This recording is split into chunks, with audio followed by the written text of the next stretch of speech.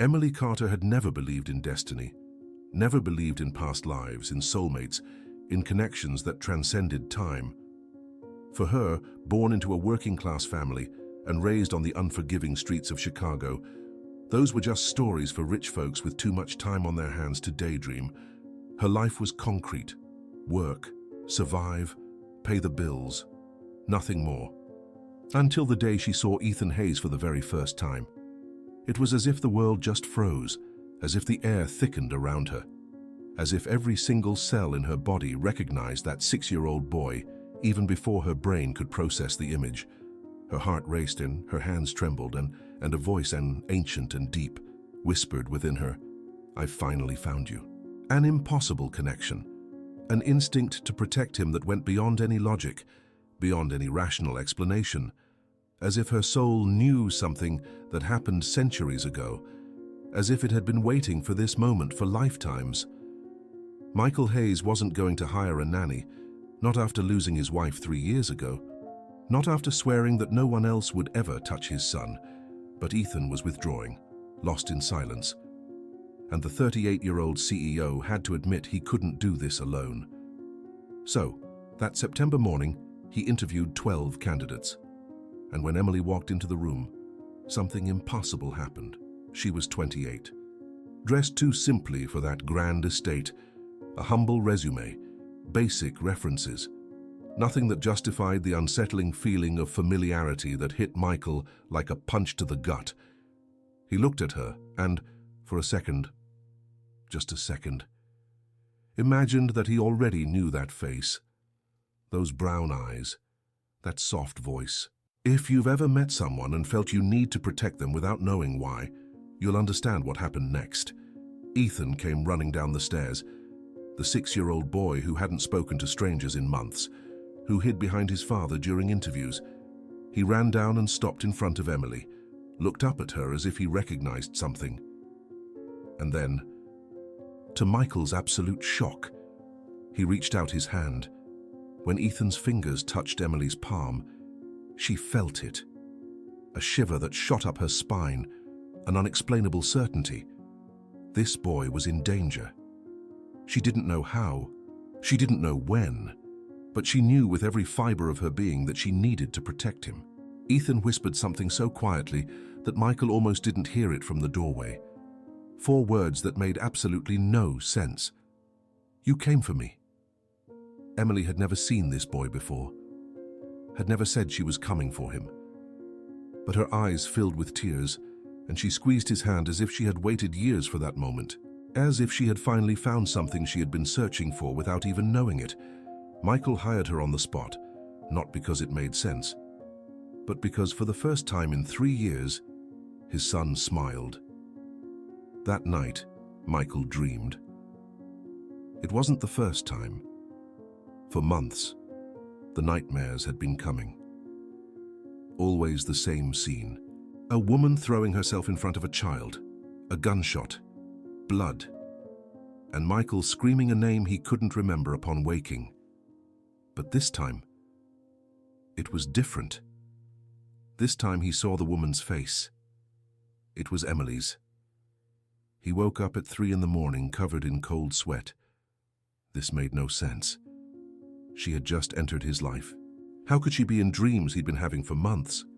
His mind searched for rational explanations, coincidence, projection, stress. But deep down, somewhere deep in his soul, Michael knew. He'd seen that scene before, and it wasn't in a dream. Emily started the next day, and from the very first minute, it was as if she had always been there. She knew exactly how Ethan liked his breakfast. She knew he was afraid of thunder even before the first storm. She knew the lullaby that calmed the boy, an old melody that Michael had never taught anyone because even he didn't know where it came from. On the 3rd day, when the first sign happened, Ethan was playing at the top of the stairs. Emily was in the kitchen, 3 rooms away. There was no way she could see. There was no way she could know. But suddenly she dropped everything and ran with an impossible speed, with an absolute certainty, and arrived exactly the second Ethan tripped. She caught the boy in midair. Perfect reflex, impossible timing. As if she knew it was going to happen, before it happened.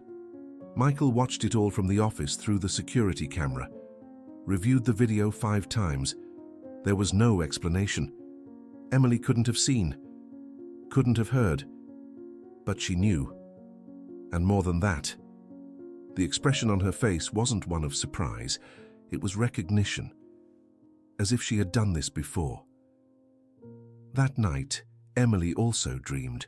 She saw a place she had never visited, an old estate, architecture from centuries ago, heavy drapes, candles instead of electric light. There was a child, a boy who looked like Ethan, and there were screams, men breaking in, and she, wearing a period dress, throwing herself in front of the boy while someone screamed her name. Not Emily, another name, Catherine. She woke up crying without understanding why. If this connection is moving you, if you feel that some things can't be a coincidence, leave a donation to support the channel so that more people can see this story. At the end of the first week, Michael noticed something disturbing. Emily had a scar, small, almost imperceptible, on her left shoulder, a circular mark, like an old burn. He only noticed it when she reached for something on the high shelf and her blouse slipped down a few inches. That mark. He'd seen it before, but not on Emily. In an old portrait that was stored in the attic of the estate, a family portrait from 1750 that belonged to Michael's great-great-grandfather. In that portrait there was a soldier, and on his left shoulder, exactly in the same place, there was a dark spot that the restorer had identified as a bullet wound. Michael felt the floor disappear beneath his feet. This wasn't possible. It couldn't be. But the mark was identical, exactly in the same place. Same shape, same size. He needed to know, needed to understand, so he did something he had never done before. Hired a private investigator, asked him to find out everything about Emily Carter. Everything. Past, family, any detail that could explain that impossible connection. While he waited, Michael observed, and the more he observed, the more impossibilities accumulated. Emily knew exactly where things were in the estate, even though she had never been there before. She knew the name of the family dog that had died 5 years ago, although Michael had never mentioned it. And once, when Ethan asked about his mother, Emily described the woman with precise details before Michael showed any photos. How did she know? How was it possible? In the second week, the threats began. Michael didn't say anything to Emily. He didn't want to frighten her, but a former business partner, a man named Tony the Hammer Moretti, who had gone to prison for fraud related to Michael's companies, had been released, and according to the security reports, he was asking questions. Questions about Michael's routine, questions about Ethan. Michael doubled the security. Discreet bodyguards shadowed Ethan on the playground.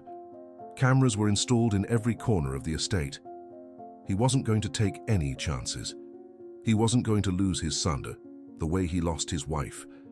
But he hadn't counted on one thing. Emily felt it. She couldn't explain it. There was no logic to it. But every time she went out with Ethan, she felt eyes watching her. Every time she arrived at the playground, her entire body went on alert, as if expecting an attack, as if she knew something terrible was about to happen. On the 10th day, Emily woke up at 4 in the morning, her heart pounding. She'd had the dream again. But this time it was clearer. She saw everything. 1750, Beaumont Estate, the revolutionaries storming the gates, the soldier Jacques, trying to defend the family, and Lady Catherine, watching the man she loved die, protecting her son. She saw the promise. In every life, I will recognize you. And when you can no longer protect me, I will be the one who protects you. She got up, trembling. picked up her phone, almost called Michael. But what would she say? That she was having dreams about past lives? That she thought she was the reincarnation of a French noblewoman from 1750? He'd think she was crazy. He'd fire her. And the idea of being separated from Ethan was physically painful, like ripping a piece of herself away. So she stayed silent, but she prepared. Something was coming. She knew it. On the other side of the estate. Michael also woke up at 4 in the morning. Same time, same nightmare. But this time he remembered the name he was shouting. Jacques. And when he woke up, without understanding why, he knew that name was connected to Emily somehow. That nightmare wasn't just a dream. It was a memory. He went downstairs to his office, turned on his computer, and for the first time in his life, Michael Hayes, rational businessman, logical CEO, typed something he never imagined he would. Reincarnation, past lives, soulmates separated by time. What he found left him sleepless for the rest of the night. Documented cases, people who remembered previous lives with verifiable details, birthmarks corresponding to fatal injuries from past lives, inexplicable connections between strangers who later turned out to have lived together centuries ago. It wasn't crazy. It was studied, documented, real. When the sun rose, Michael had a terrifying certainty. Emily wasn't just his son's nanny. She was someone he had known for a very long time, someone he had lost. And if the dreams were right, someone who was going to die, protecting Ethan. He wasn't going to let that happen. Not this time. On the 11th day, Ethan touched Emily's hand during breakfast and asked a question that made time stand still. "Why are you sad? You don't need to be afraid. This time will be different." Emily freezed. How did this 6-year-old boy know she was afraid? How did he know there had been another time? Unless Michael overheard from the doorway and realized something that made him tremble. Ethan also knew. The child also remembered. Maybe not consciously, maybe just as a feeling. But somehow, his son recognized Emily the same way Michael did, as someone who had always been there, as soul family. That afternoon, the envelope arrived. The private investigator had finished his work. Michael opened it with trembling hands. He expected to find, he didn't know what. Proof of fraud, shady past, something that would explain this mysterious woman. But what he found was worse, or better, or impossible. The investigator had gone above and beyond. He had researched Emily's family and discovered that her great-grandmother, 5 generations back, had emigrated from France in 1751, and her maiden name, Beaumont, Catherine Beaumont, with a note on the immigration record. Sole survivor of the attack on Beaumont Estate in 1750. Michael read it 3 times. 4. 5. Catherine Beaumont, the name from Emily's dream, the woman in the old portrait he had in the attic. She hadn't died in that attack. She had survived. She had fled to the New World, and now, centuries later, a descendant of hers was here, in his house, protecting his son, as if the cycle was closing, as if history was repeating itself. But this time, with the roles reversed. He grabbed the phone. He needed to tell Emily. He needed to show her what he had discovered. But before he could dial, the security alarm sounded. Playground cameras, unauthorized movement, 2 men approaching Ethan. And Michael saw, in real time, through the screen of his cell phone, the scene he had seen in nightmares for months. Emily looking at the men, recognizing the danger, and running. Running as if her life, as if all her lives, had led to this moment, running to protect a child she barely knew, but that her soul had recognized for centuries. What would you have done? If your soul knew you were born to protect someone, would you believe it? Leave us a comment below what you would do. Michael ran out of the estate, screaming for security, screaming Emily's name, screaming Ethan's name. But he knew he was going to be too late. He knew because he had already seen that scene end. In the dream, in the vision, in the memory of a life his mind didn't remember, but his soul would never forget. And as he ran, a single terrifying certainty. This time, he wasn't going to let her die for him. Not again.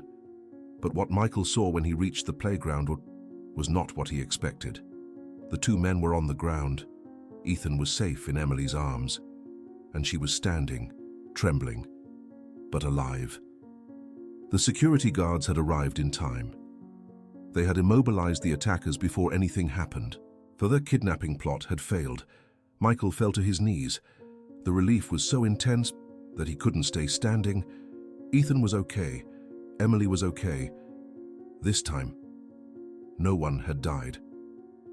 But when he looked at Emily's face, he saw something that made him freeze. She wasn't relieved. She was terrified. As if she knew it wasn't over. As if she knew it was just the beginning. That night, Michael finally told the truth, showed her the investigator's report, showed her the portrait from 1750, showed her the research on reincarnation, and waited. Waited for Emily to laugh, to say he was crazy, to pack her things and leave. But Emily didn't laugh, didn't deny it. She looked at the documents with tears in her eyes and whispered 4 words that changed everything. I always knew. She told him about the dreams, about that unsettling feeling of familiarity, about the inexplicable certainty that she needed to protect Ethan, about the promise that echoed in her head every night, in every life. I will recognize you. And when you can no longer protect me, I will be the one to protect you. Michael listened to everything in silence, and when she finished, he did something he hadn't done since his wife passed away. He cried. He cried because he finally understood. He cried because he wasn't losing his mind. He cried because the woman he had lost centuries ago was right there, in front of him, alive, real, remembering. But then he remembered the other part, the terrible part, in the dream, in the vision, in the memory. Emily died protecting the child. What if that hadn't happened yet? What if the attempted kidnapping had just been the opening act? What if destiny was still going to repeat itself? He held her hands, looked into her eyes, and made a vow. I will not let you die. Not this time. I will change destiny. I will protect you as you protected me. Emily tried to smile, but they both knew. Some things were beyond their control. Some things were bigger than willpower. They were destiny. They were karma. They were soul promises that needed to be fulfilled in the days that followed. The tension grew. Rodrigo Salazar was questioned by the police. He denied everything. He claimed the guys from the playground were just acquaintances who acted on their own. There wasn't enough evidence to arrest him again. He was released. And 2 days later, he vanished. He wasn't at his apartment. He wasn't at any of his usual hangouts. It was like he had evaporated into thin air. Michael knew what that meant. Salazar was plotting, waiting, preparing something bigger, and this time, he wasn't going to fail. Security was tripled. Ethan didn't leave the house. Emily stayed by his side 24 hours a day, but everyone felt it. Something was coming, and nothing they did could stop it. On the 15th day, Emily went up to the attic. She didn't know why. It was like something was calling her. Michael had mentioned the 1750 portrait, but had never actually shown it to her. She needed to see it. She needed to confirm it. And there it was, hidden among old furniture and dusty boxes. A family portrait, a French estate, an elegant woman in a period dress, a small child in her arms. And behind them, almost hidden in the shadows, a soldier in uniform, protector, guardian. Emily looked at the soldier's face and saw Michael. Not just similar. It was him. The same eyes, the same expression, as if the painter had captured not just the appearance, but the essence, the soul. She touched the painting with trembling fingers, and then she saw it. Next to the portrait, inside an old wooden box, there was something wrapped in fabric. She opened it slowly, and when she saw what it was, the air left her lungs. A military medal, ancient bronze, engraving worn by time, but still legible. Jacques Mercier, guardian of the Beaumont family. 1750. And on the back, handwritten in Old French, died as he lived, protecting those he loved. Emily held the medal and broke down. It wasn't a coincidence, it wasn't imagination. It was real, everything was real. Jacques had existed, had served the Beaumont family, had died protecting Catherine and her son.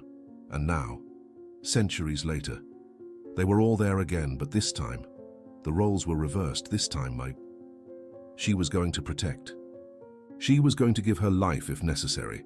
When Michael found Emily in the attic, she was sitting on the floor, holding the medal, crying. He sat down next to her, didn't say a word, just held her hand, and together, for the first time. They didn't try to deny it. They didn't try to rationalize it. They just accepted it. Soulmates, separated by death, reunited by destiny, bound by a promise that spanned centuries. But acceptance didn't change the facts. Someone wanted to harm Ethan, and as long as Salazar was free, the danger was real. Michael hired more security, installed alarms on every door and window, turned the estate into a fortress, but they both knew. If destiny wanted to repeat itself, no amount of security would be enough. In the third week, something happened that no one expected. Ethan started talking about Jacques, not as if he was someone he had heard about, but as if he knew him, as if he remembered. He told Emily that Jacques was brave, that he had dark hair and a scar on his face, that he played the violin, and that he always smelled of gunpowder and leather. Michael checked the portrait. The scar was there, small, almost invisible, but it was there. No document mentioned that Jacques played the violin. But when Michael researched the Beaumont family records, he found a footnote in a 1749 letter. Lady Catherine mentioned that the new guardian had musical talent and sometimes played to help the child fall asleep. How did Ethan know this? He was 6 years old. He had never seen those documents. He had never been to the attic. But he knew, because some part of him, some deep ancient part of his soul, remembered Jacques, remembered when that man protected him, remembered when he had been that child in 1750. And that's when Emily understood the full truth. It wasn't just her and Michael who had reunited. Ethan was there too. Ethan was also part of that story. He was the child that Jacques had died protecting. And now, in this life, he was the son of the man Jacques had been. He was the child that Emily, who was once Catherine, swore to protect no matter the cost. The circle was complete. 3 souls, reunited again, with the same dynamics, the same danger, the same impossible choice. Michael saw the understanding in Emily's eyes, and he saw the determination as well.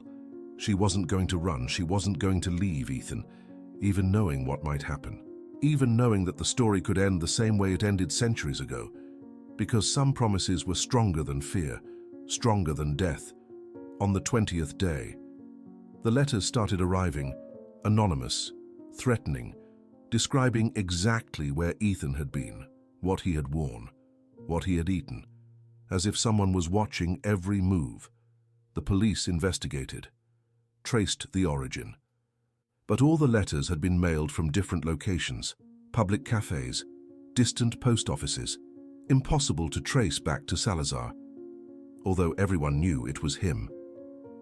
Emily stopped sleeping. She stayed awake all night, sitting in front of Ethan's bedroom door, waiting, listening, her entire body on constant alert.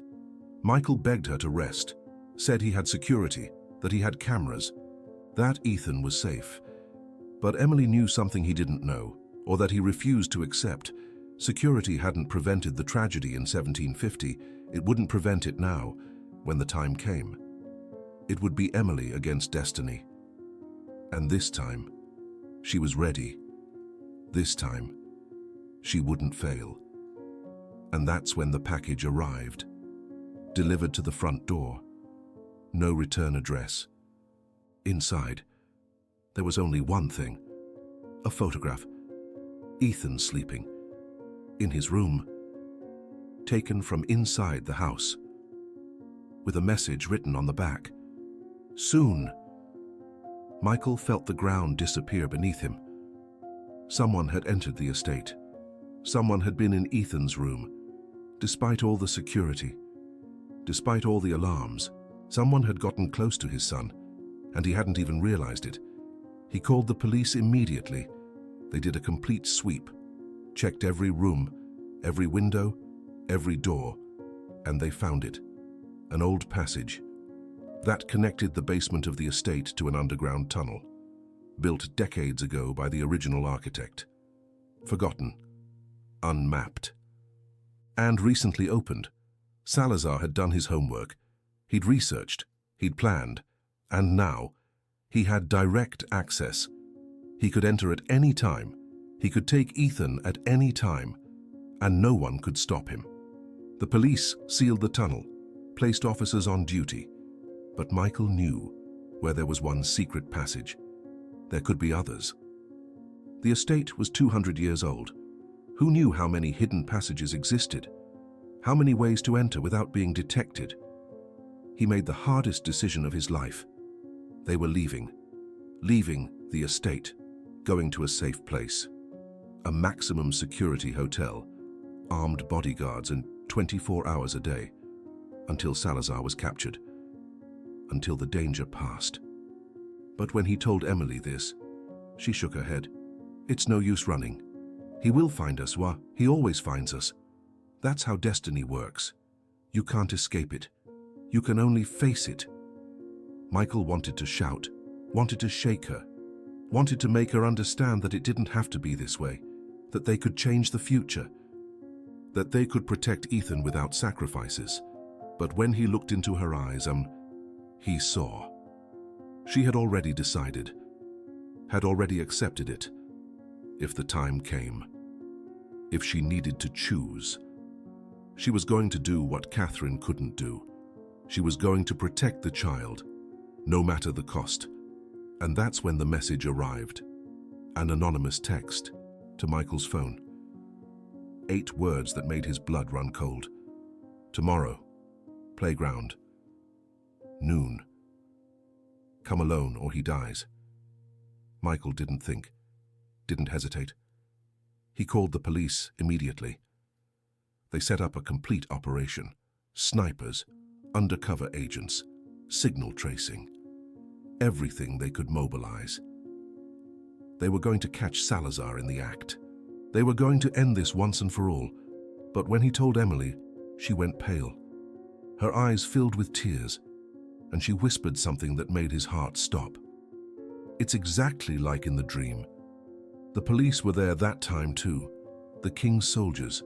They tried to protect us, but it wasn't enough. It's never enough."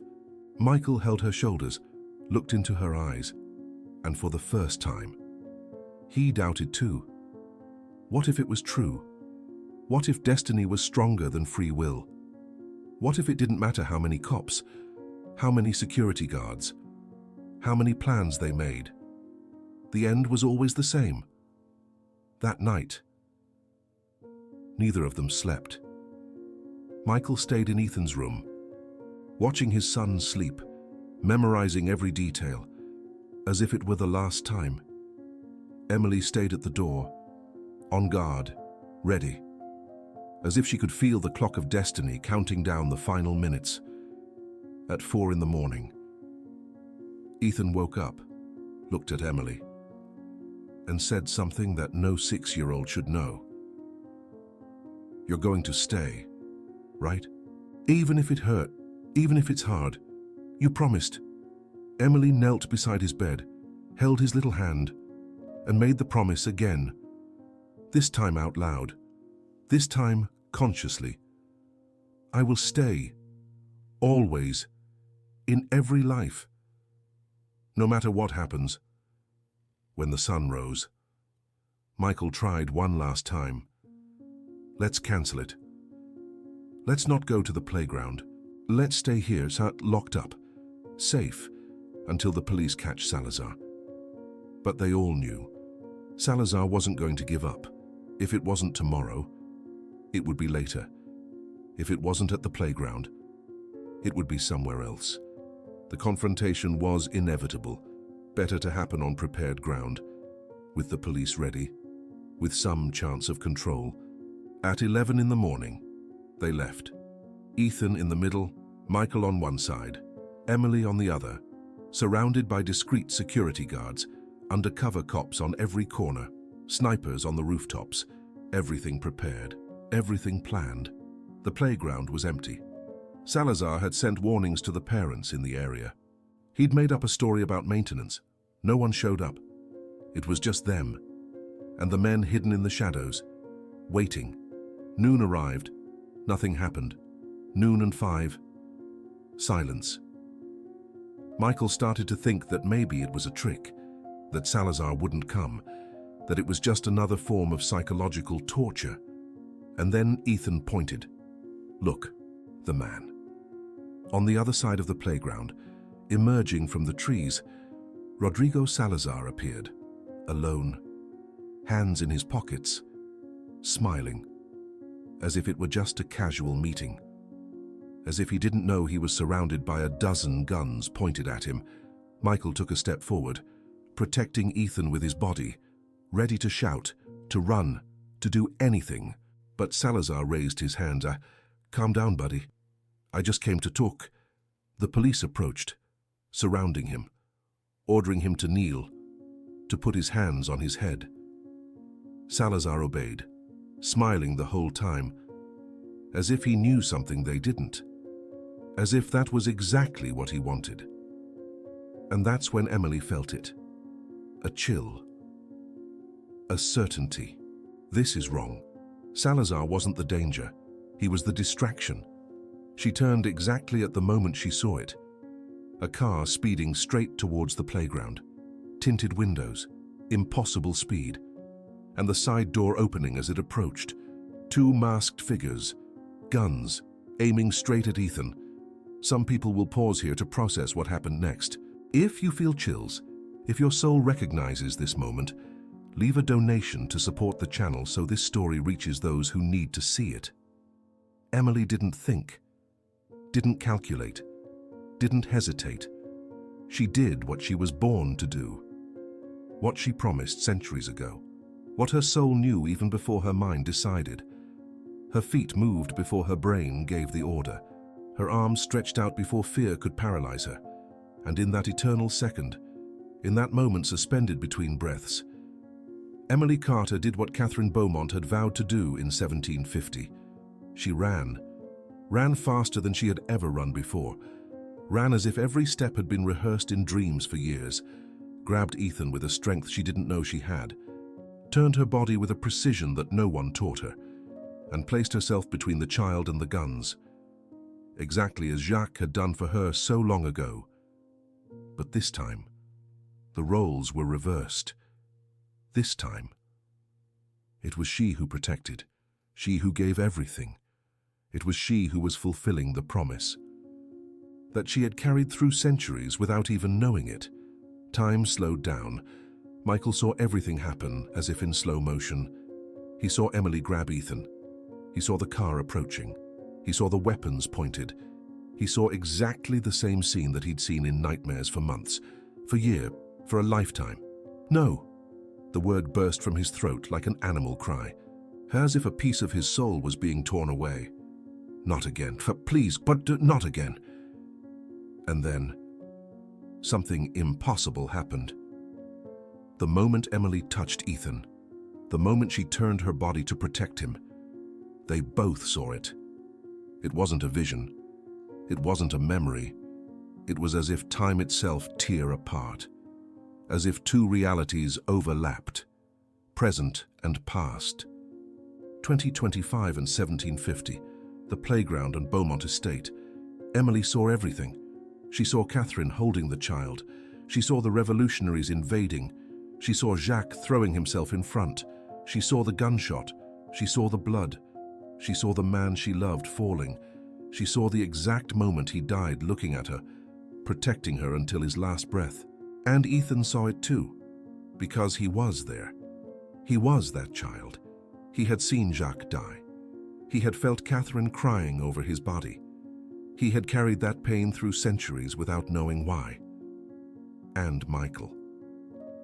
Michael also saw. He saw himself, but not as he was now. As Jacques, a soldier, a guardian, a protector. He saw the moment of death. He felt the bullet entering. He felt his body failing.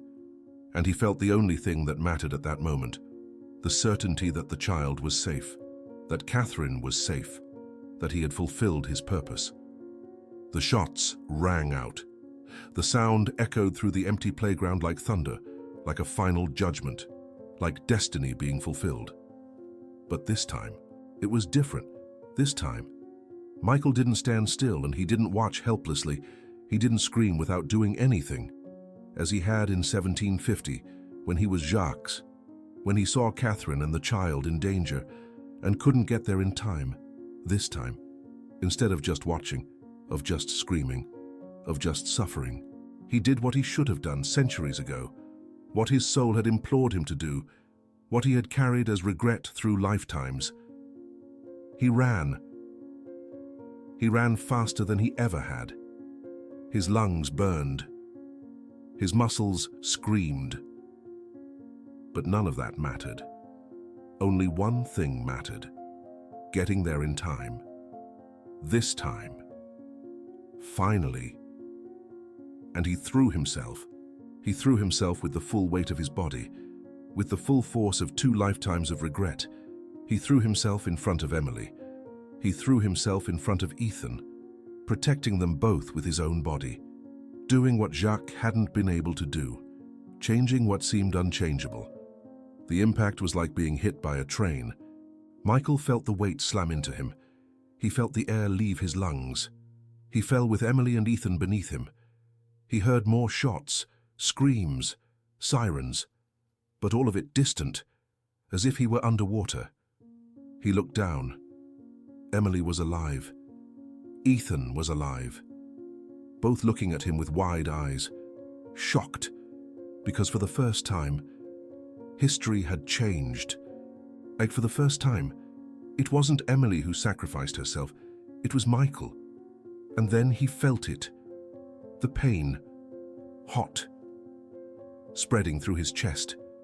He looked down and saw it. Blood. So much blood. He had taken a shot, maybe 2. He couldn't be sure.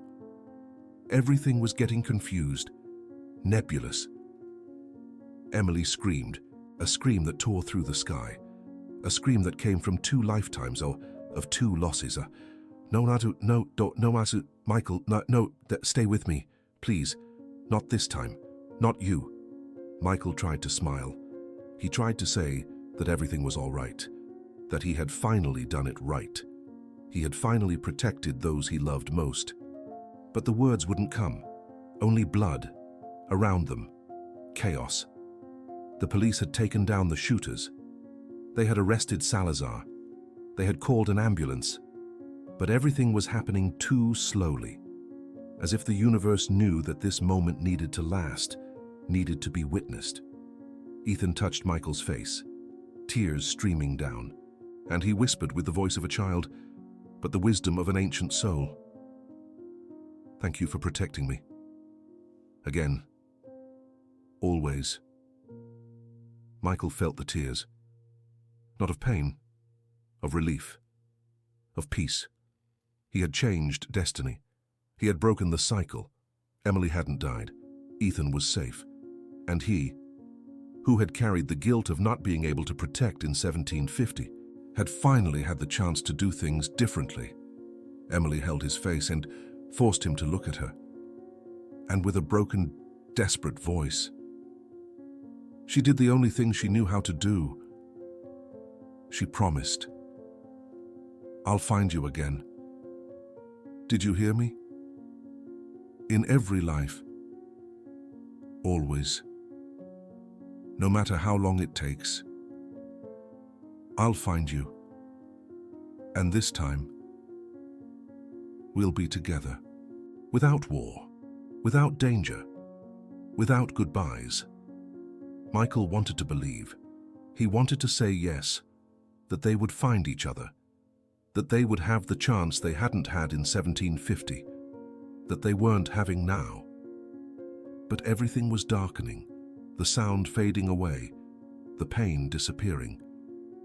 And he knew. He knew he was going.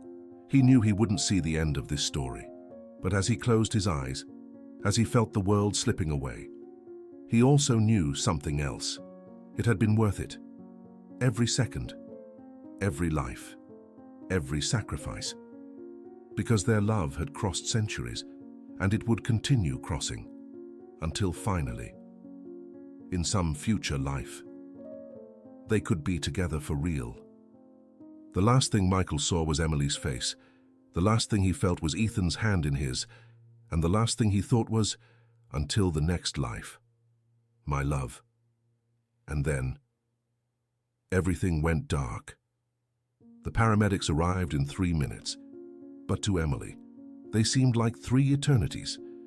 She applied pressure to the wound, shouted for Michael not to close his eyes, begged him to stay, but the blood wouldn't stop, and his pulse was getting weaker.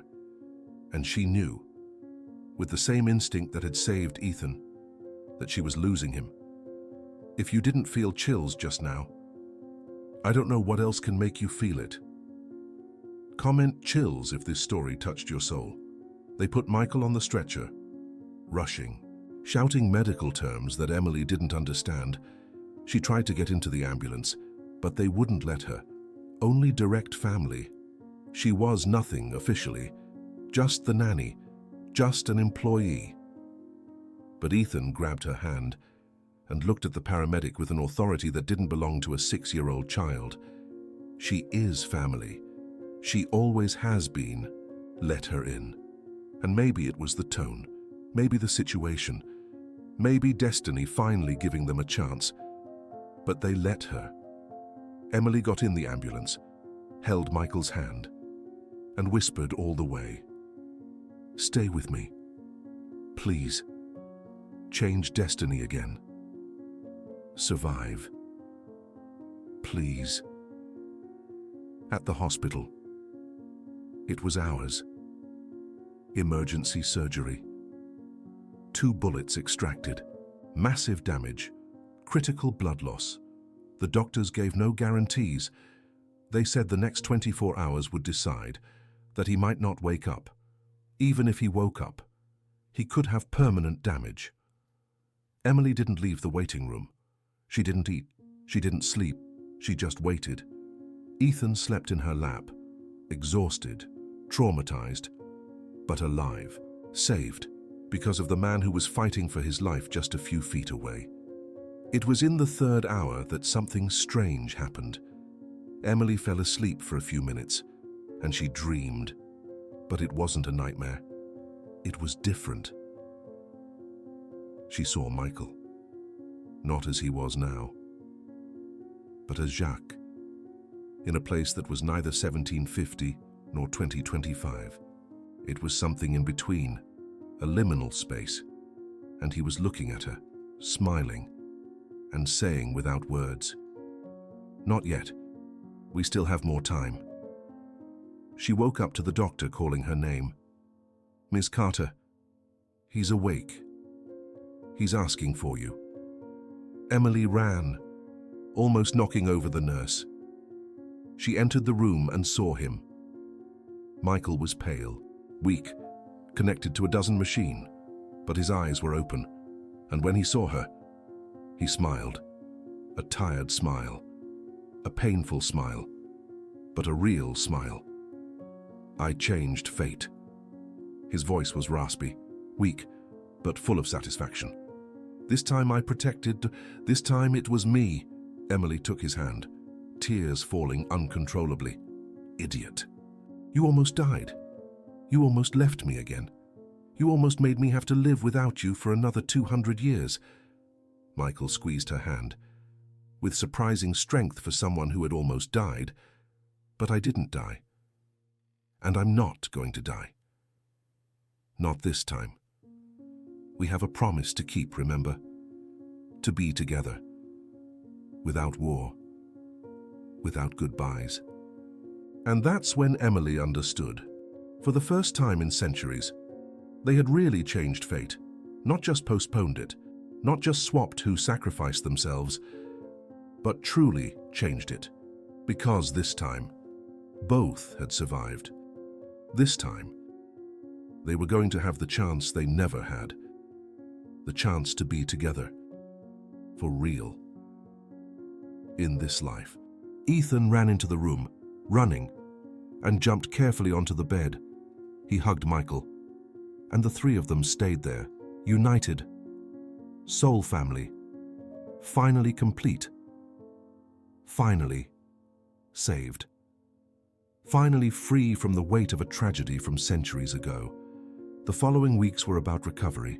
Michael spent 10 days in the hospital, 2 additional surgeries, physical therapy, a constant pain. But he was alive. And for the first time since it all began, he truly believed he was going to be okay. Emily didn't leave his side. Officially, she was still just the nanny. But everyone in the hospital knew the truth.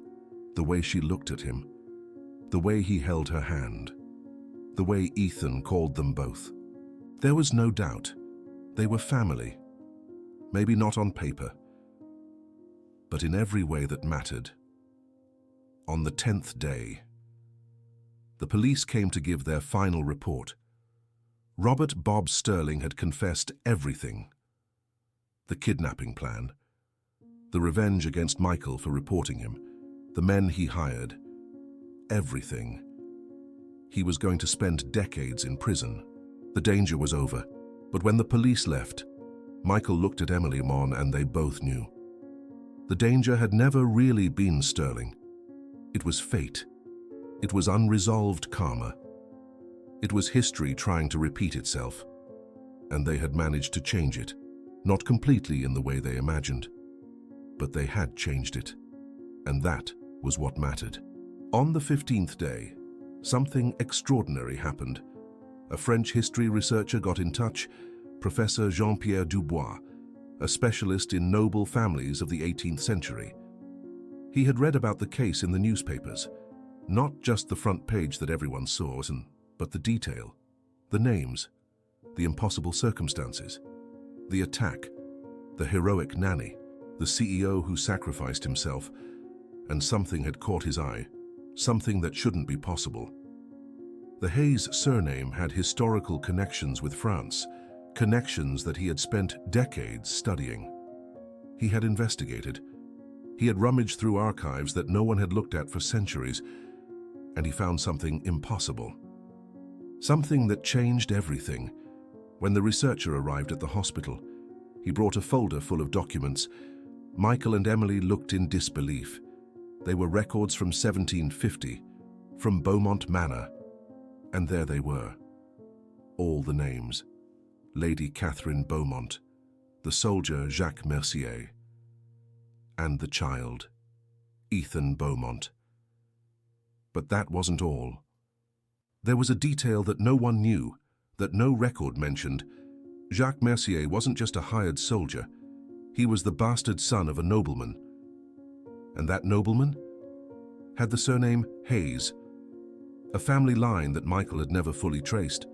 But that was documented there, black and white. Michael was a direct descendant of Jacques.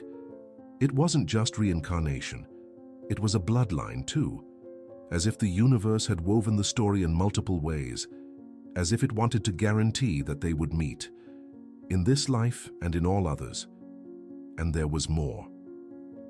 The researcher had found the original portrait, not a copy, the actual portrait painted in 1750, and he had brought it.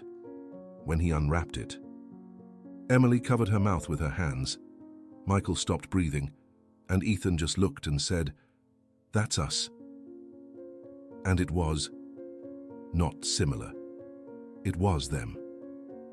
Catherine with Emily's face, Jacques with Michael's eyes, and the child in her lap was Ethan.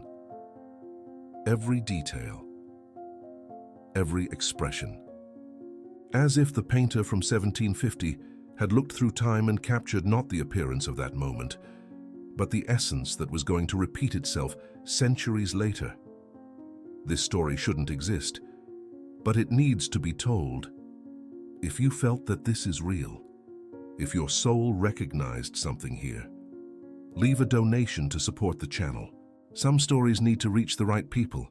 On the back of the portrait, there was an inscription, worn, almost invisible, but still legible.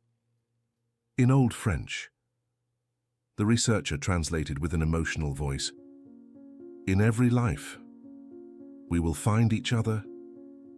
In every time, we will protect each other. Until we can finally be together without goodbyes." Catherine and Jacques, 1750. The promise was there. It had always been there. Written, documented, real. It wasn't imagination.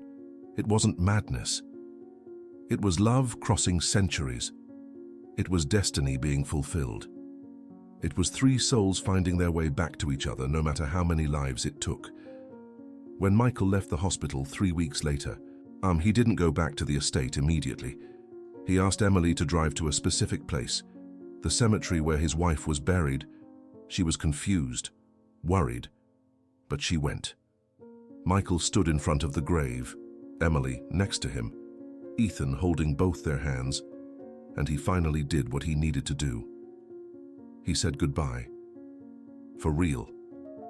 Not with guilt, not with pain, but with gratitude. His wife had given him Ethan, had given him years of happiness, and when she left, she had made space for Emily to enter. As if it was also part of the plan, as if even that was destiny organizing itself. "Thank you," he whispered to the headstone, "for Ethan, for preparing me to recognize her when she arrived, for letting go." And then he turned to Emily.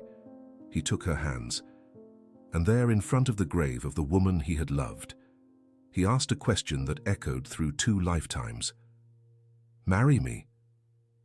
Not as a nanny, not as an employee, but as a partner, as family, as the person my soul has been searching for centuries. Emily wept. She laughed. And she said the only word that made sense, "Yeah, in every life, always yes." Ethan jumped.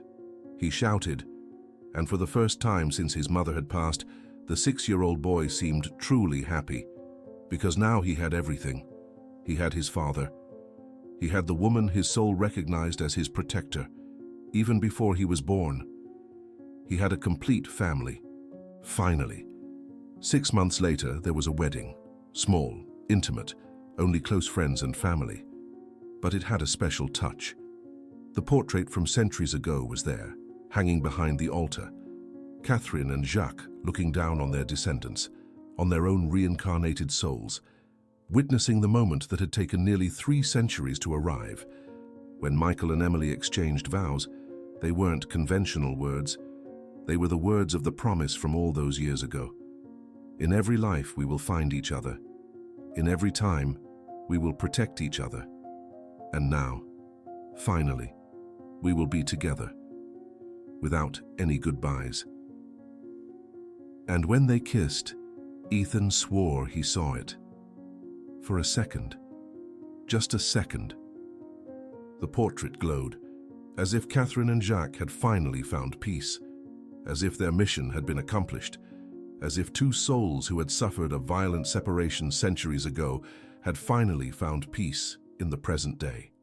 A year later, life had settled into a new normal. Michael returned to his role as CEO, but he was changed. Less obsessed with work, more present at home. Emily was no longer just a nanny. She was a wife, a mother, a partner. Ethan was flourishing.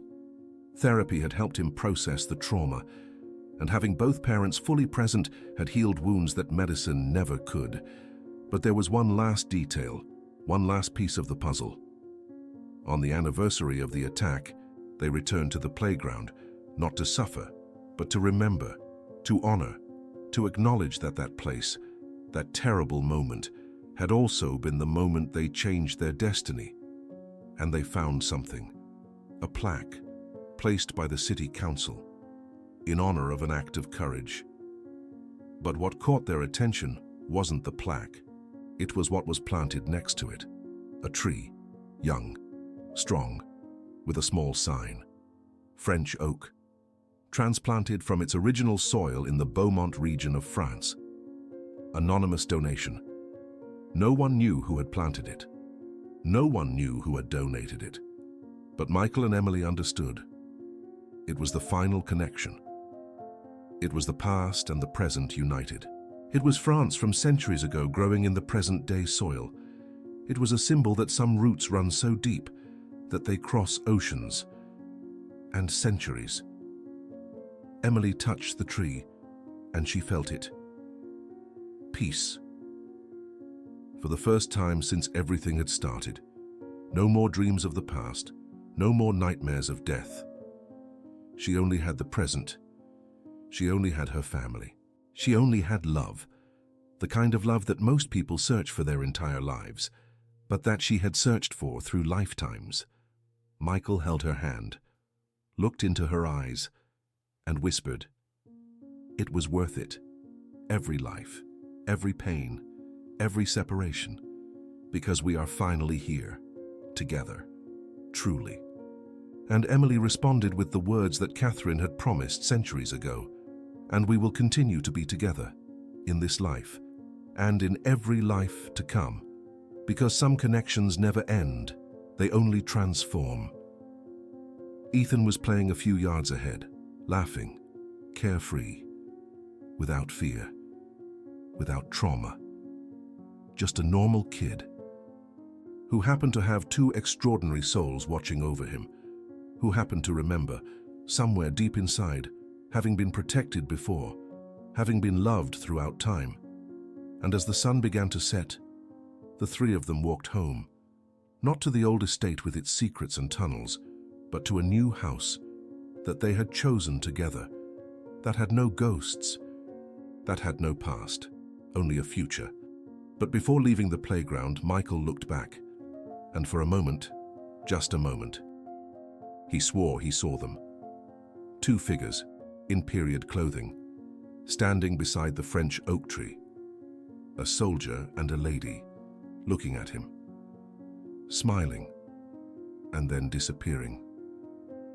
Like smoke, like a memory, like a promise finally fulfilled. Have you ever felt like you knew someone, even before you met them? Have you ever had a connection you can't explain? Share your story in the comments. Because if you've made it this far, if this story touched you, maybe your soul is also searching for someone across time. Maybe your promise is also waiting to be fulfilled. And finally, the truth that few understand. True love doesn't have an expiration date. It doesn't die with the body. It doesn't disappear with time. Some people you meet, others you recognize. And when you recognize them, when your soul knows before your mind understands, that's when you realize some stories began long before you were born, and they will continue long after you're gone. Michael, Emily, and Ethan are proof of that. Three souls who refused to give up on each other, who crossed centuries, who changed destiny, who proved that love is stronger than death, stronger than time, stronger than anything the universe can throw in their way. And if you're wondering if this is real, if reincarnation exists, if soulmates are possible, the answer is simple. It doesn't matter. What matters is the connection you feel, the people your soul recognizes, the moments that feel like they've happened before, because real or not, these things shape who we are, define our choices, create our story. The story of Michael and Emily doesn't end here. It will continue, through Ethan, through the children they will have, through every person who hears this story and recognizes something in themselves. Because some stories aren't just for those who live them. They are for those who need to believe, for those who need to know they are not alone, for those who are searching for the same thing that Catherine searched for, that Jacques searched for, that we all search for, someone that our soul recognizes, someone who was there before, someone who will be there after, someone that no matter how many lives pass in, we will always find again. And when you find that person, you will know. It won't be logical, it won't make sense, but your soul will recognize them. And in that moment, you will understand everything. You will understand Michael and Emily. You will understand Catherine and Jacques. You will understand that some promises are bigger than one life. And some stories take centuries to be told. This was their story. But maybe it's also a little bit of yours, because if you felt something while listening, if something inside you stirred, if for a moment you believed, then maybe you are also searching. And maybe, just maybe, who you're searching for is also searching for you. Across time, across lives, across all the distance that the universe can create. And when you find each other, you'll know. Because souls that truly love each other never forget. They simply wait until the time is right, until life is right, until finally, centuries, or even 1,000 years later, they can be together, for real, without war, without danger, without goodbyes, until the next life. Or maybe, if we're lucky, even in this one,